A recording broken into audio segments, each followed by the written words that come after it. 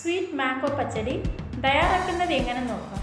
ആദ്യം സ്റ്റവിൽ പാൻ വെച്ചിട്ട് വറ്റമുളക് തുവരംപരിപ്പ് ഇട്ട് നന്നായിട്ട് വറുത്തിട്ട് മിക്സി ജാറിലിട്ട് പൊടിച്ച് വയ്ക്കാം. പിന്നെ പാനിൽ ഓയിൽ ഒഴിച്ചിട്ട് ചൂടായി വരുമ്പോൾ കടുക് ഇട്ട് പൊട്ടിച്ചിട്ട് വറ്റമുളക് കട്ട് ചെയ്തത് ഇട്ട് കറിവേപ്പില ചേർത്ത് മാങ്ങ പീസസ് ഇട്ട് കുക്ക് ചെയ്യാം. ഇപ്പോൾ കുറച്ച് വെള്ളം ഒഴിച്ച് നന്നായിട്ട് വേവിക്കാം. ശർക്കര പൊടിച്ചത് ചേർത്ത് നന്നായിട്ട് കുക്ക് ചെയ്യാം. മാങ്ങ സോഫ്റ്റായിട്ട് കുക്കായതും തേങ്ങ ചെറുതായിട്ട് അരിഞ്ഞത്, മുളക് പൊടി, മിക്സി ജാറിലിട്ട് പൊടിച്ച് വെച്ച മസാല ചേർത്ത് കുക്ക് ചെയ്യാം. ഇപ്പോൾ റെസ്റ്റ് കൊടുത്ത് ആറിയതിനു ശേഷം തൈര് ചോറ് കൂടെ വെച്ച് ടേസ്റ്റ് ചെയ്യാം. സ്വീറ്റ് മാംഗോ പച്ചടി റെഡി.